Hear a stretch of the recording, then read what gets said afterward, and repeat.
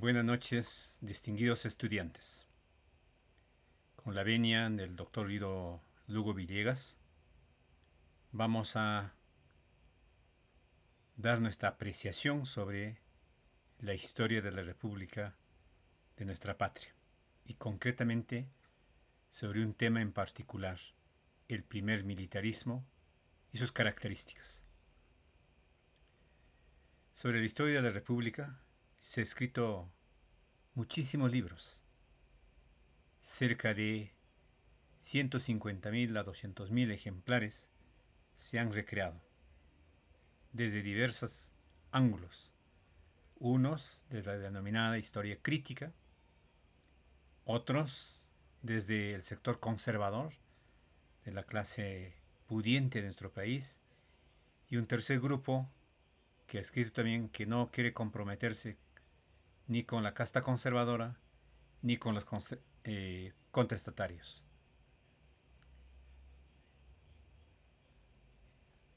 Es decir, en relación a la historia de la República hay abundante información.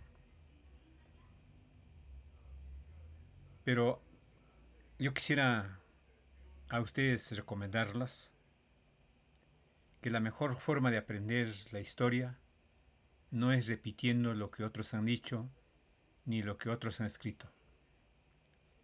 La mejor forma de concebir es revisando las fuentes, revisando las evidencias, rastreando los acontecimientos, investigando el conjunto de fenómenos y hechos que se produjeron en cada uno de los contextos de nuestra patria, sobre todo en la etapa inicial de nuestra vida republicana. Y para ello hay una colección denominada la colección documental de la historia del Perú. Son 106 tomos que existen en la biblioteca de nuestra universidad. Lo pueden consultar para aquellos que quieren hacer una tesis, para aquellos que quieren recrear mejor su información, quieren identificarse con la historia. Allí tienen esos famosos documentales para que ustedes puedan revisar y tener una concepción más cercana de la historia de la República. Hay evidentemente otros autores que es bien conocido, como la del maestro Jorge Basadre, que ha publicado 18 tomos sobre la historia de la República. Es un buen referente que es bueno recrear. Sin embargo, debo decirles, a la luz de los hechos, para su tiempo, él escribió entre 1920 a 1960, para ese contexto, sus obras eran evidentemente los novedosos, eran muy llamativos. Todos los de mi generación estudiamos ese libro, pero para el contexto actual hay nuevas investigaciones. Entonces me gustaría, por ejemplo, que lean ustedes las obras de Heraclio Bonilla, como Un siglo a la deriva, o El guano y la burguesía, o también de Franklin Peace sobre el Perú republicano. Son libros bases que, como efecto de muchos años de trabajo de investigación, han publicado. Muy bien, al iniciar nuestra vida republicana, nos tuvimos algunos problemas puntuales. Un primer aspecto que tuvimos es el problema de la demarcación territorial. No estaban debidamente delimitadas las fronteras con el principio de luti possidetes ni la libre determinación de pueblos. Entonces tuvimos primer conflicto con nuestro vecino del norte, con Colombia en particular. No estaba delimitado, ustedes entenderán. Durante la presidencia del libertador don Simón Bolívar Palacios, Colombia tuvo enorme influencia en el país. Hubo tratativas con el famoso tratado Mosquera-Gual, que era una conversación para delimitar dónde debe ser el límite del Perú y de Colombia, por qué espacio debe pasar, pero eso quedó solamente en conversación. Entonces este fue uno de los primeros problemas de delimitación con el norte.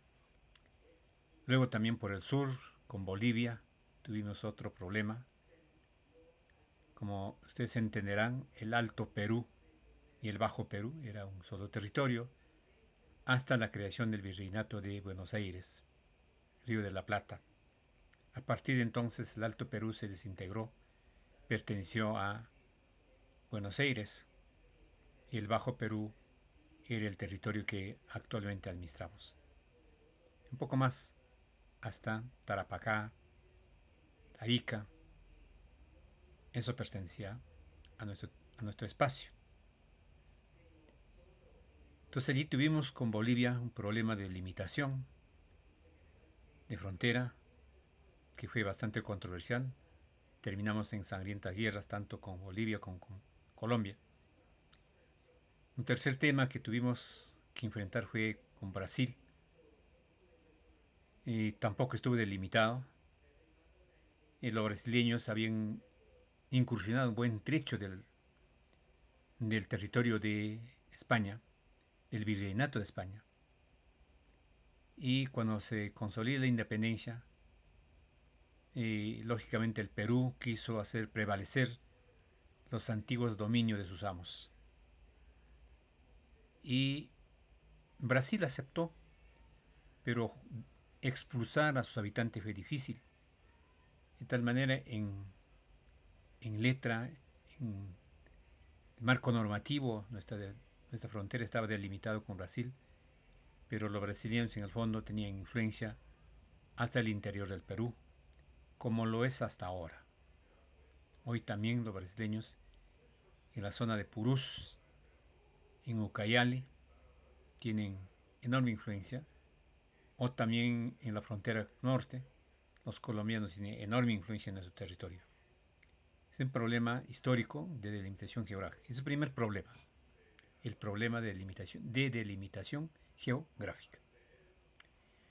Un segundo tema que nos aqueja esta noche recrear es referente a la situación económica.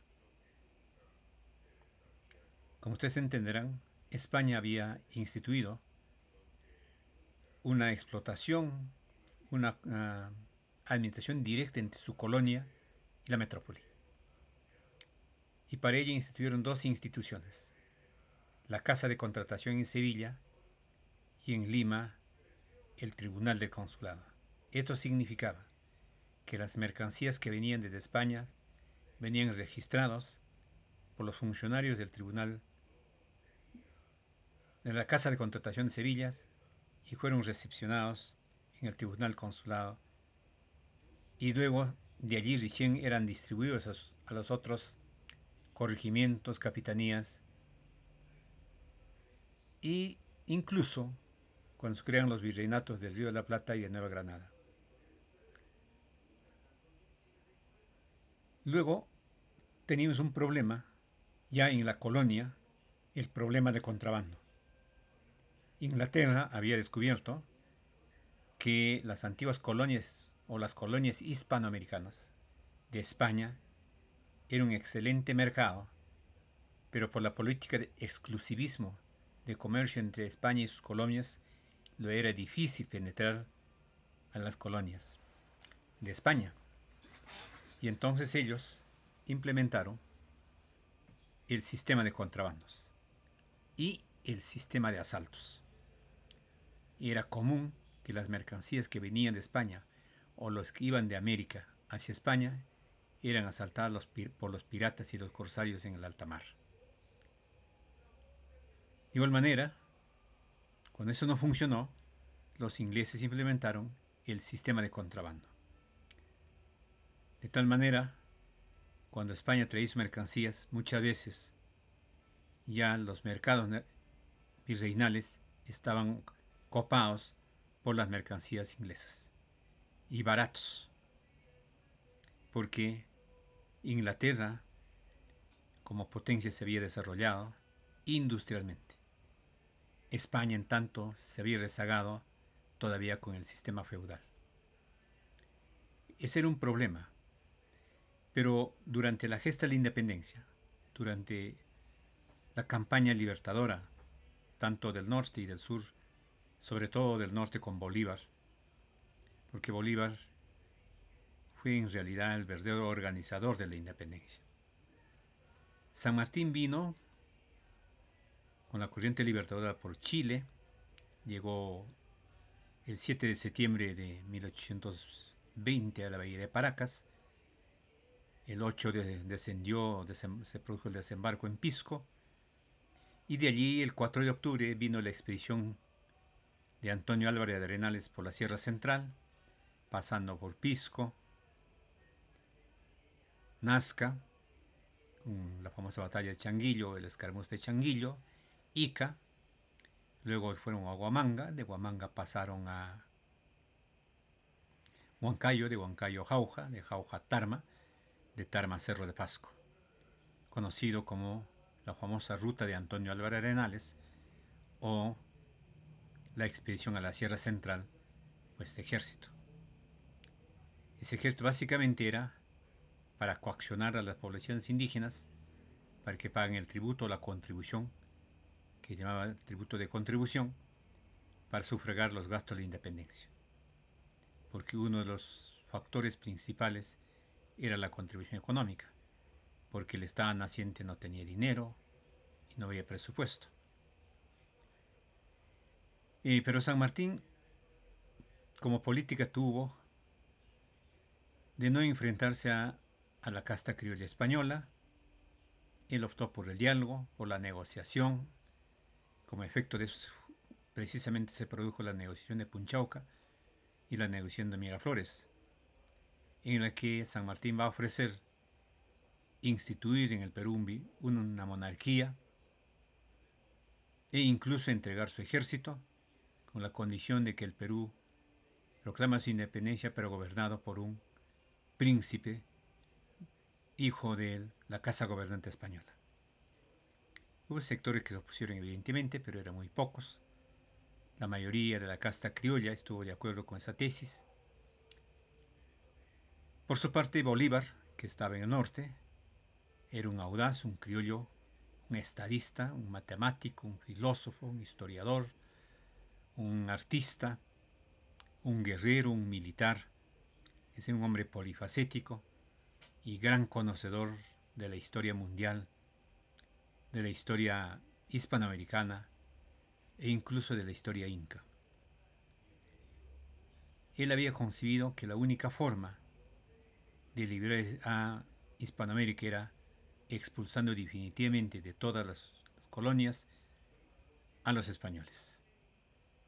Y para ello requería, evidentemente, no un buen trato, sino que todos los sectores de la sociedad peruana contribuyeran. Entonces, durante la gesta independentista, tanto de la corriente del norte como del sur, se produjeron las famosas contribuciones económicas por parte de la masa indígena. Como efecto de esto, se produjo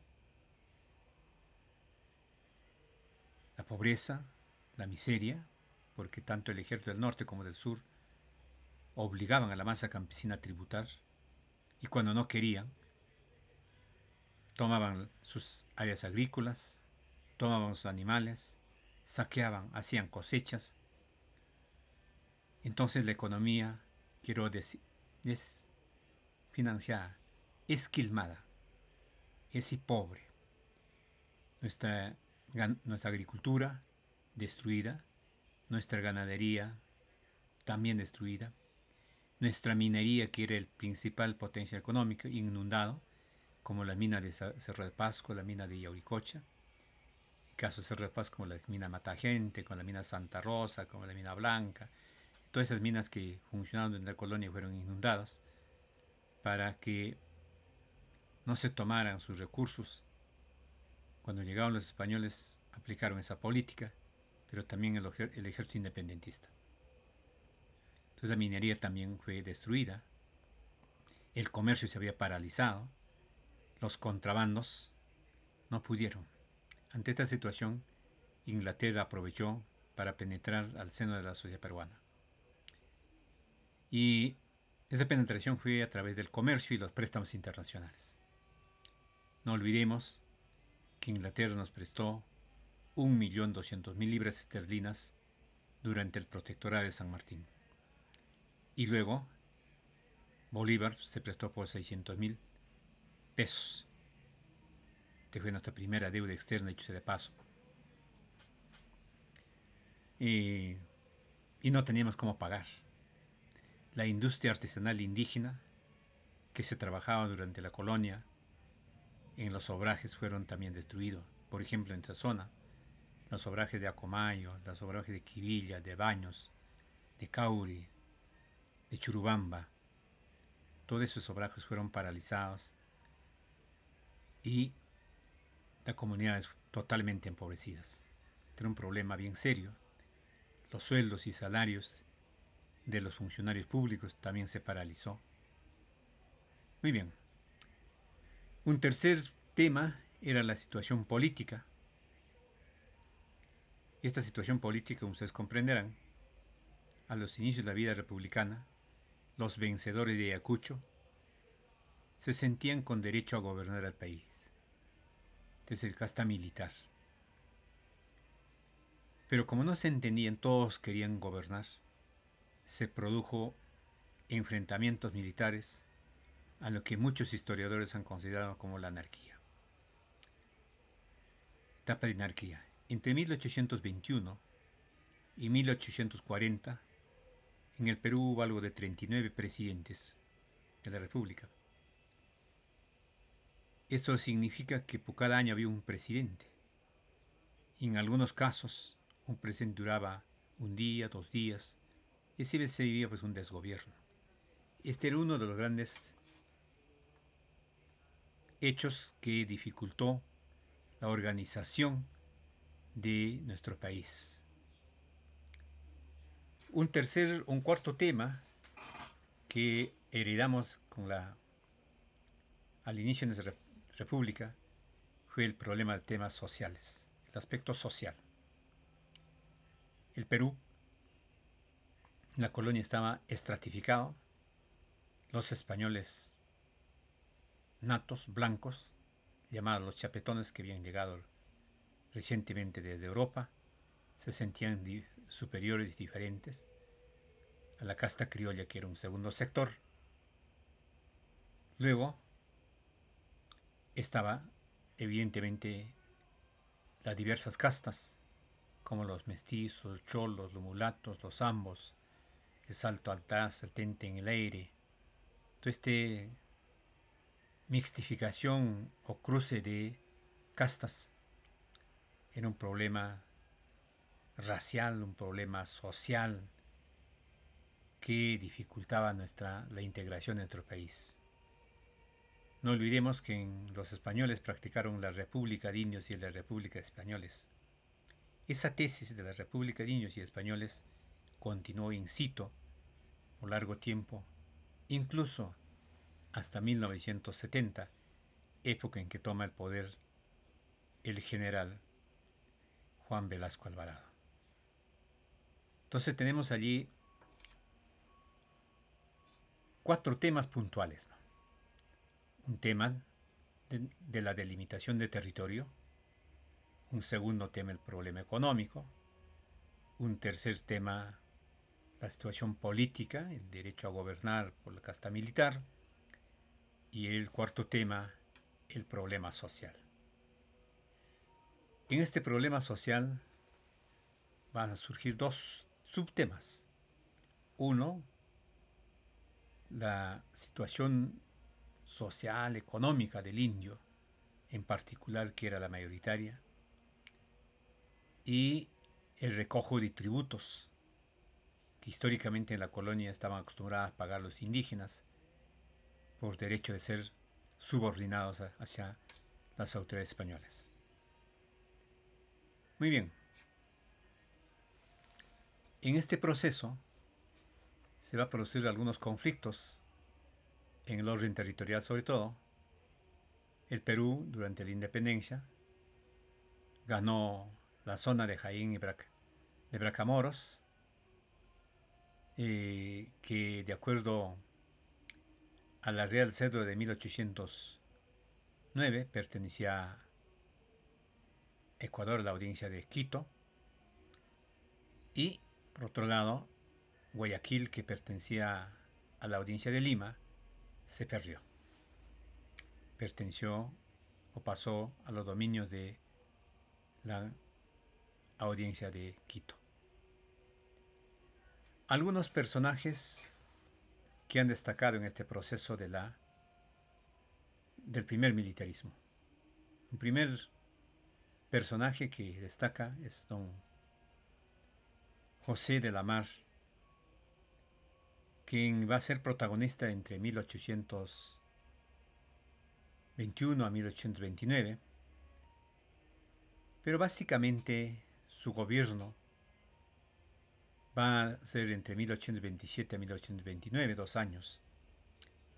En la primera participación de él fue durante el retiro de San Martín, que se nombró un triunvirato, presidido precisamente por José de la Mar, acompañado por el conde de la Vista Florida y Rudecindo Alvarado, que tuvo poco éxito, porque en ese contexto se produjo el golpe de Estado por don José de la Riva Agüero, aduciendo que él tenía mejor atributo y mejor derecho, además de ser un blanco, un descendiente español, para poder gobernar, secundado por Andrés Santa Cruz, quien tomó los balconcillos y desde allí coaccionó al Congreso y se produjo el golpe de Estado, el primer golpe de Estado de la República.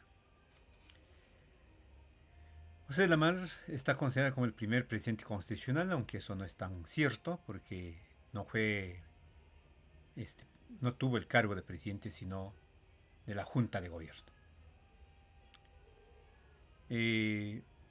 Llamado también la madre de todas las constituciones, allí en ese periodo se gestó la primera constitución, y esta constitución, la constitución madre o la constitución republicana. El maestro Manuel Vicente Villarán, un connotado estudioso de la República, sobre todo del sistema educativo, en 1900 dijo que esa constitución, la primera constitución, es madre de todas las constituciones. Bien, en este gobierno de la Mar se produce algunos hechos importantes. El primer aspecto es la rebelión de los iquichanos. Iquicha está en Ayacucho, básicamente es en la provincia de Cangallo. Estos iquichanos no estaban de acuerdo con los logros de la independencia, no estaban de acuerdo con la independencia, con el gobierno de los criollos. Ellos pidieron a gritos que regrese a la colonia española, ¿no? Y entonces generaron un movimiento todo Guanta, Ayacucho, y el líder de esta organización fue el distinguido personaje José Navala Huachaca. Ahora bien, en realidad la masa indígena en su gran porcentaje no quería la independencia. A nosotros siempre nos ha hecho creer que queríamos la independencia, eso no es tan cierto. Nos han indicado que la revolución Tupac Amaru fue el grito de la libertad, la independencia.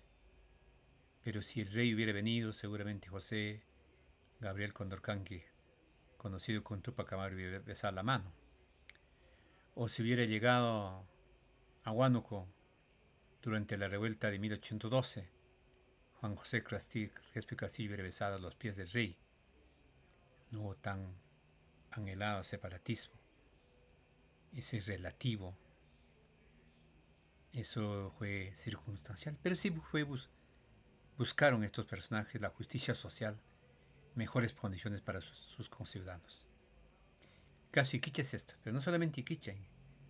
Lo que debemos dejar claro es en todo el proceso de independencia, la masa indígena se opuso. Por ejemplo, los campesinos de Tarma, de Acobamba,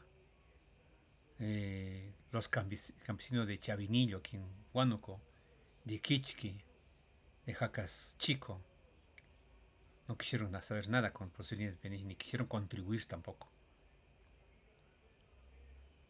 Y eso está escrito en la colección de la independencia. Rivadeneira fue un colaborador de don José de San Martín. Él sobre la actitud de los campesinos, de los indígenas de Huaylas, dice: los indios son tan hipócritas. Momentáneamente te dicen sí con la independencia, pero después a poco rato están a favor de sus patrones, de sus amos. Eso ocurrió acá. Entonces, eso es bueno regularizar, estudiar, comparar y buscar y aclarar los pormenores de esos acontecimientos.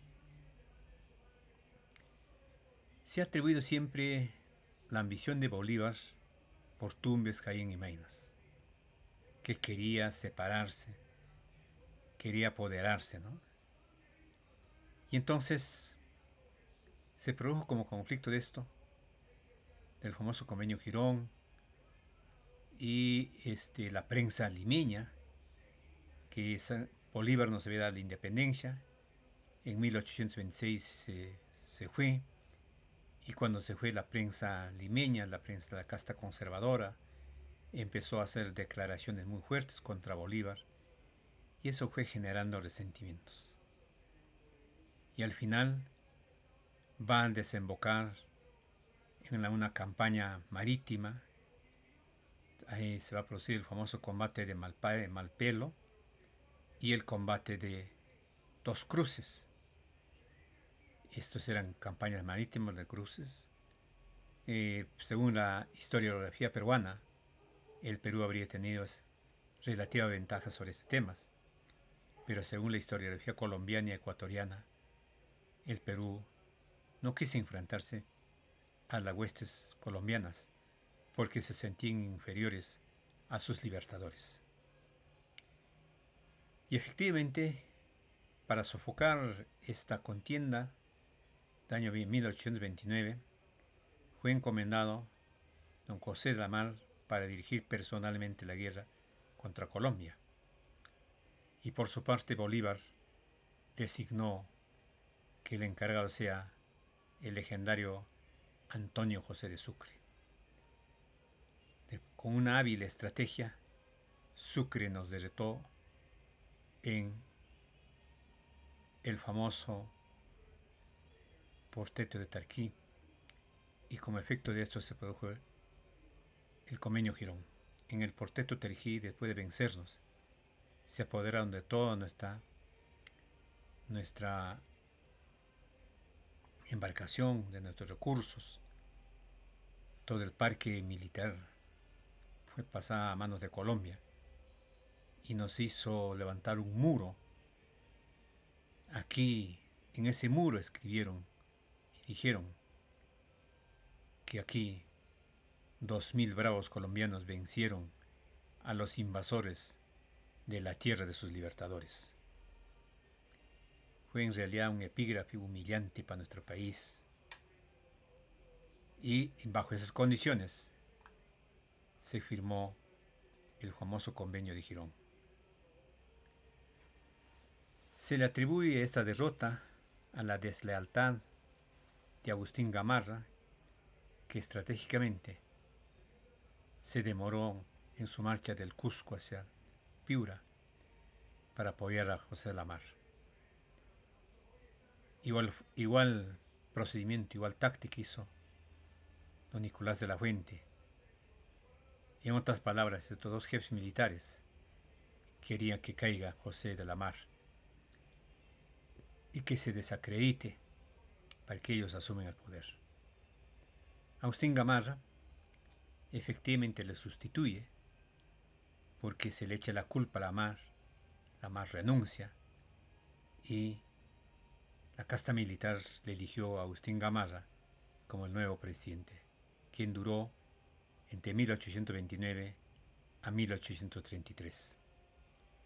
Su gobierno es considerado como el primer ejecutivo fuerte, el primer presidencialismo.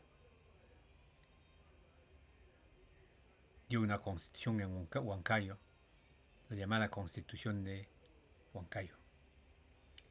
Esa constitución era conservador, antiindígena y anti sectores populares.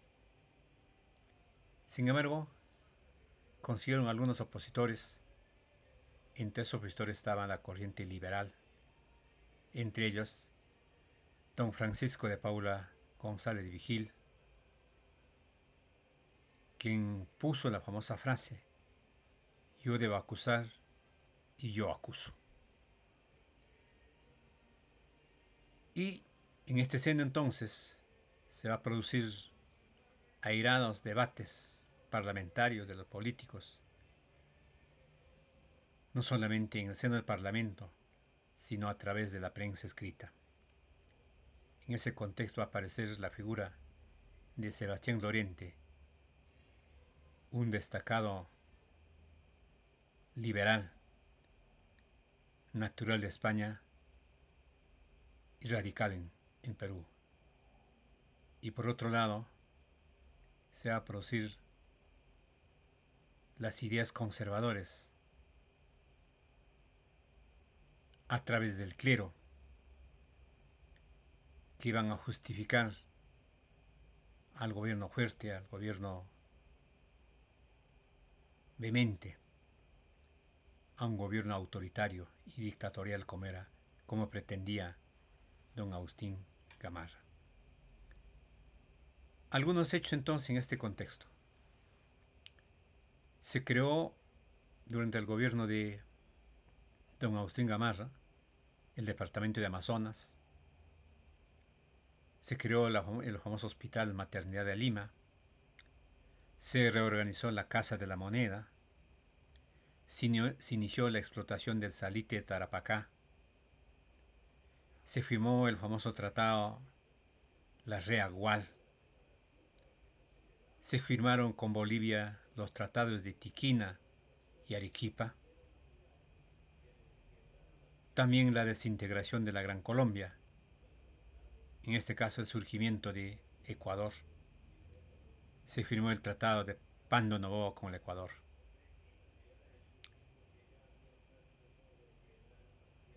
Entre estos hechos va a continuar la pugna liberales y autoritarios.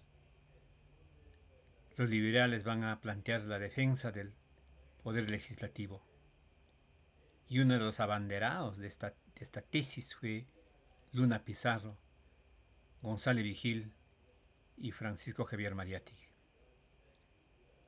Y del proyecto conservador, don Agustín Gamarra, José María Pando y Felipe Pardo y Aliaga, que se sentían los dueños, los autoritarios, los poderosos de la triste realidad peruana. Un tercer gobierno es el gobierno de don José Orbegoso. Él dura entre 1833 y 1835. Fue elegido presidente de la República por la Convención Nacional de 1833, después de la caída de Gamarra. Pero su gobierno se inicia en un acto de opositores. Los conservadores como Pedro Bermúdez no aceptaron y generaron la primera guerra civil, que terminó con el famoso abrazo de Muquinguayo. Este abrazo de Muquinguayo fue entre los conservadores y los liberales. Y ciertamente ganó la gente de José Orbegoso, y un acto de unidad nacional se dieron el abrazo. Este hecho se conoce como el famoso abrazo de Muquinguayo, valga la redundancia. Algunas cosas que se hizo en este gobierno. Se creó los gobiernos municipales. A diferencia de la colonia, que era liderada por los cabildos, con la independencia prácticamente quedan acéfala, y había la necesidad de ordenar a estos gobiernos locales. Y entonces Orbegoso creó los gobiernos municipales.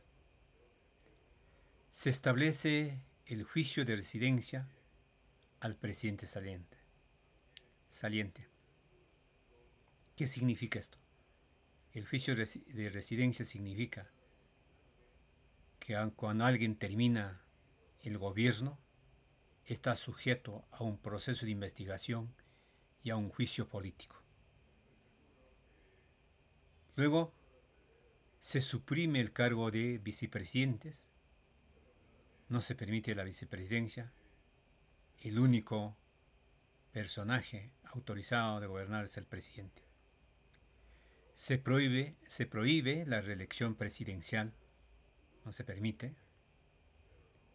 Y también se creó la Sociedad de Beneficencia de Lima,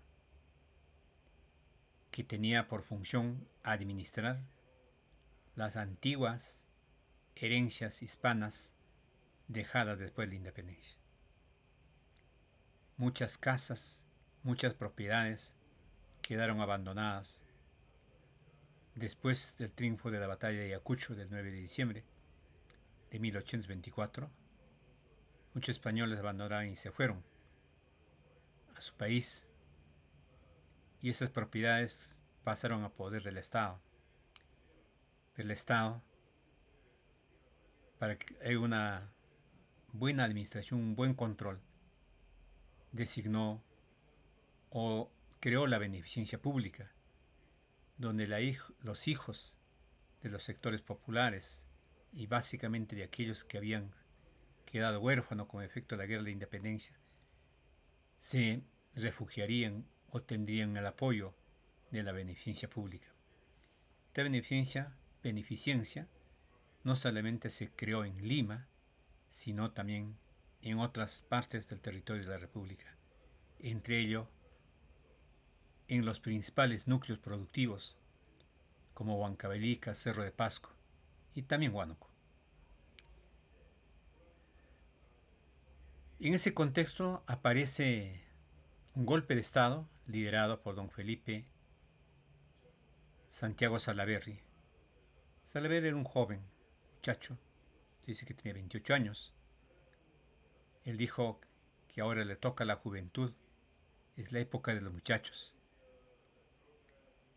Luego de sofocar la insurrección en el Callao, se proclamó jefe y legislador supremo de la República. Cuando él estaba en el Callao, se produjo un episodio interesante en Lima. Los bandoleros que acechaban la ciudad tomaron el control de la ciudad, y el famoso León Escobar era un negro. Se sentó en el Palacio de Gobierno, asaltó el Palacio de Gobierno. Salaverry regresó, lo cercó, lo tomó prisionero, lo fusiló y le mandó colgar en la catedral por espacio de varios días como escarmiento para que el resto de los ciudadanos no imitan a Negro León Escobar. Salaverry a sus 28, 29 años se convierte así pues en el presidente del sector más joven, inaugurando la llamada República de los Muchachos.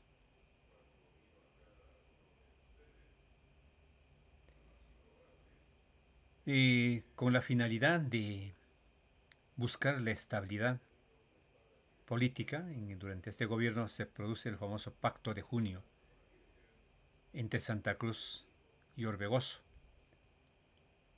con la finalidad de amenguar y acabar con el autoritarismo que venía imponiendo don Felipe Antonio de Salaverry. Algunos hechos de este gobierno: restableció la Dirección General de Aduanas para incrementar el tributo por aquellas mercancías que ingresaban por este sector. Se impuso severas penas contra el contrabando, que seguía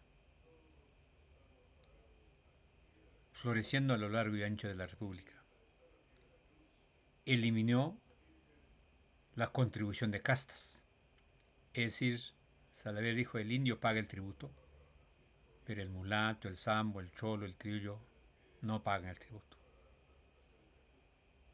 Salaverry afrontó evidentemente las consecuencias. Más adelante fue fusilado en Arequipa.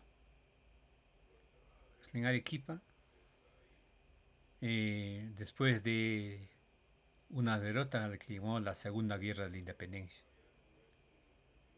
Primero tuvo singular éxito en la batalla de Yanacocha, derrota a Gamarra. Luego en la batalla de Uchumayo vence Salaverry, y en la batalla de Socabaya derrota total de Salaverry y su posterior fusilamiento.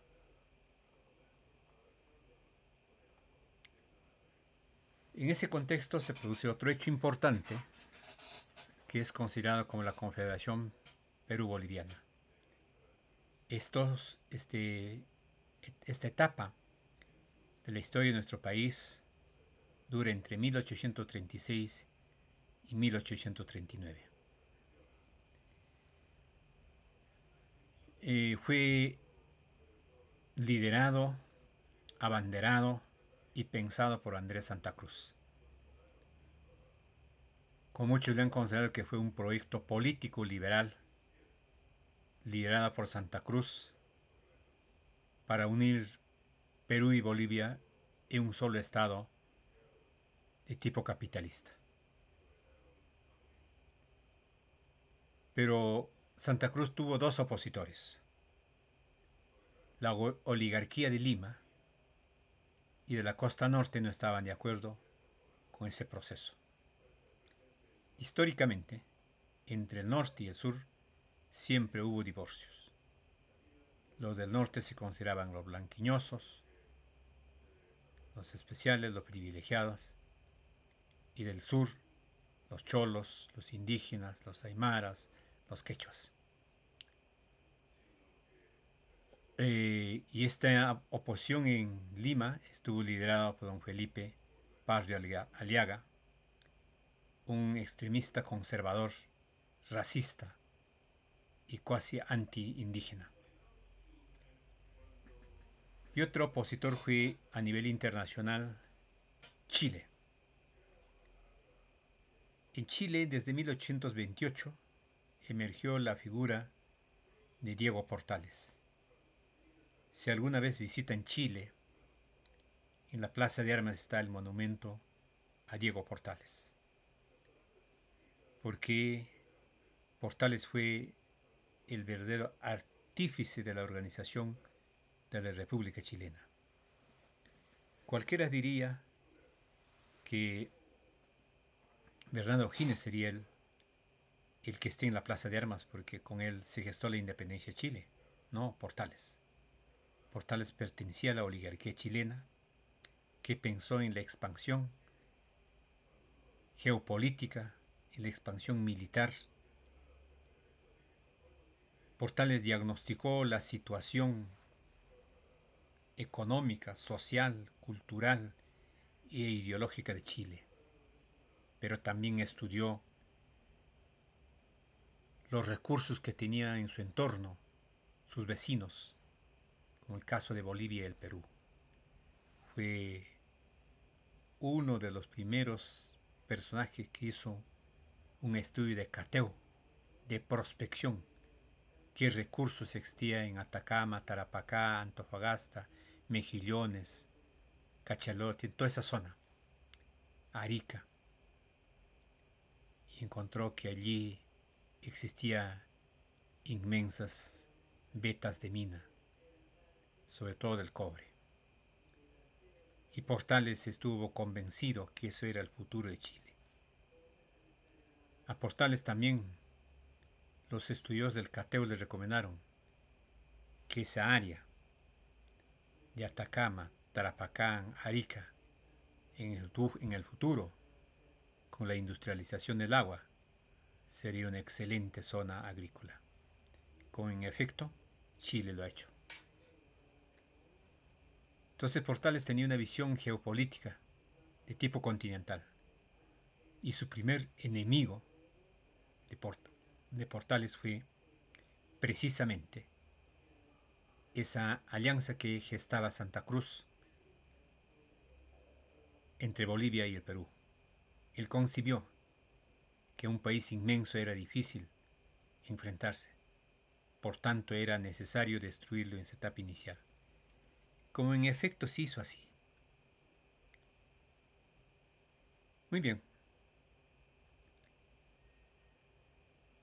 Andrés Santa Cruz, para consolidar este propósito de la unificación de Bolivia y el Perú, convocó a un congreso en Tacna en 1837. Y allí planteó que la unión de este país inmenso que abarcaba Perú y Bolivia tendría 3 estados. El norperuano, con su asamblea en Huaura, sería su capital. El sur peruano con su asamblea en Sicuani. Y la asamblea de Tapacarí en Bolivia.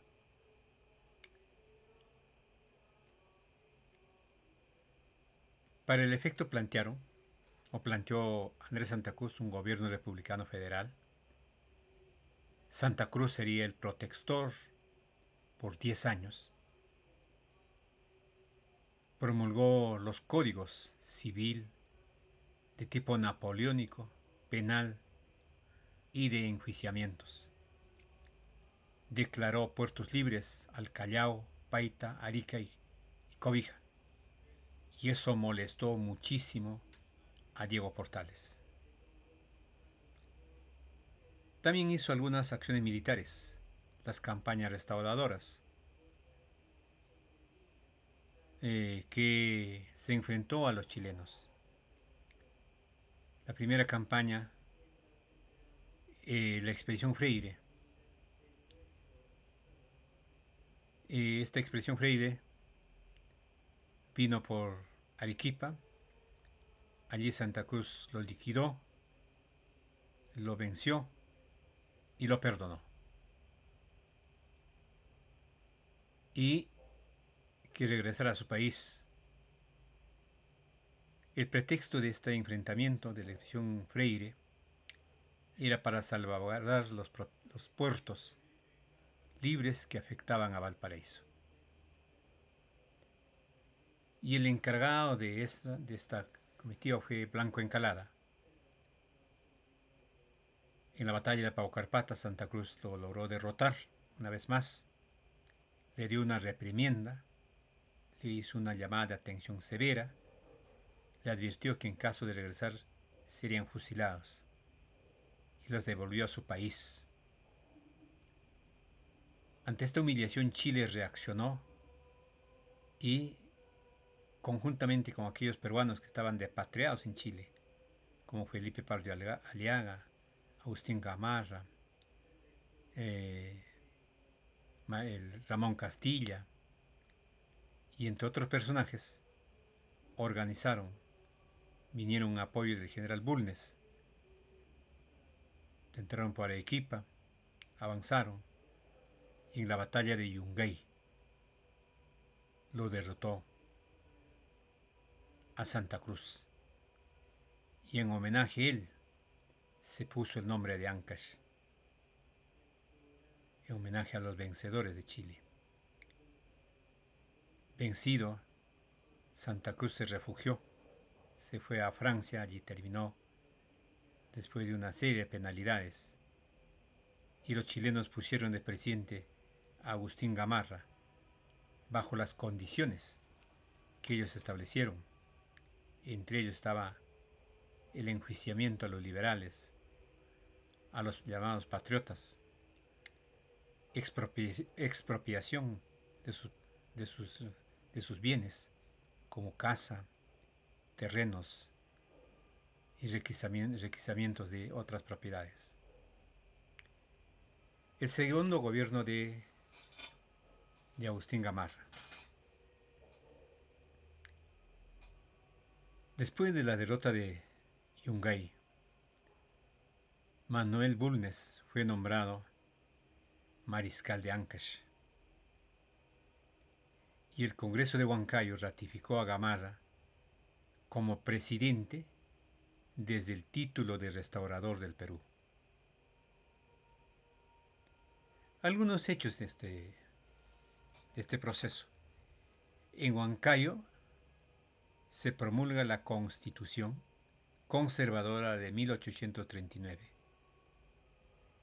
llamado la Constitución Cuarentona. Se inició la venta del guano por arrendamiento. El guano era uno de los principales recursos y en ese periodo se produjo el famoso arrendamiento del guano. Aquellas personas que estaban interesadas de hacer negocio con el maloliento guano de las islas. Y entre ellos empezaron la Casa Quirós, Allier, la Casa Ives, básicamente las casas inglesas establecidas en Lima. El auge de la corriente de costumbristas. Se va a producir un hecho importante. Los escritos, los periódicos van a enaltecer, retomar nuestras costumbres ancestrales como las formas de vida colonial en Lima sobre todo. Y en 1840 se produce la famosa Revolución Vivanquista. Invasión a Bolivia. Gamarra pretende anexar a Bolivia al Perú, pero a su manera. La metodología que aplicó Andrés Santa Cruz, en su parecer, no era lo adecuado. Y entonces Gamarra va a querer anexar por la fuerza al Perú. Sin embargo, fue derrotado por el general Vallivián y Velasco en la batalla de Ingavi, aquel 17 de noviembre de 1841. Dicen las crónicas bolivianas que le hizo excavar y en ese hoyo de excavación lo enterraron a Gamarra. Y allí terminó su aventura, don Agustín Gamarra. Un hecho que quisiera mencionar es referente a la mariscala. La mariscala, doña Francisca de Zubiaga, era natural de Cusco, era una mujer muy intrépida, se enfrentó al machismo peruano, se enfrentó a las tapadas limeñas, se dice que usaba el pantalón de montar, dirigía la tropa, tenía enorme influencia sobre la vida de Gamarra, tomaba las decisiones políticas, las decisiones militares, en nombre de su esposo. La historia del Perú está considerada como una de las mujeres de vanguardia. Esta parte de la exposición terminaremos mencionando.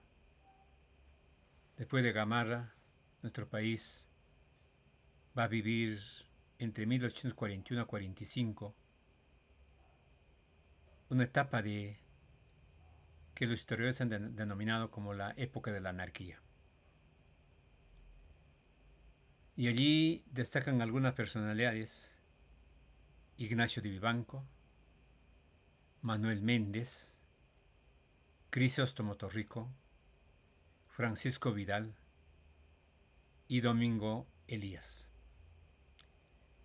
Estos 5 personajes se sentían con el derecho de suceder a Agustín Gamarra. Un inicio, cuando estuvimos en guerra con Bolivia, el Perú parecía unirse y Manuel Menéndez fue el que dirigió. Pero después se produjo un enfrentamiento terrible en la que va a haber guerras intestinas sublevaciones, maltrato a los indígenas, abandono de la administración del Estado peruano y el Perú va a marchar a la deriva, un caos total, conocido como la etapa de la anarquía. En esta etapa de la anarquía se va a vivir etapa de hambre, de miseria, de desnutrición, de saqueo, la gesta de bandolerismo. Se va a producir, se va a ensañar también la naturaleza, como las famosas inundaciones, las sequías prolongadas, los movimientos sísmicos. Es decir, el Perú va a haber una terrible situación. Y entre 1845 y 1868 se va a vivir la etapa del guano. Ese tema lo veremos en la próxima reunión. Hasta acá con ustedes esta modesta conversación, distinguidos amigos. Muchas gracias.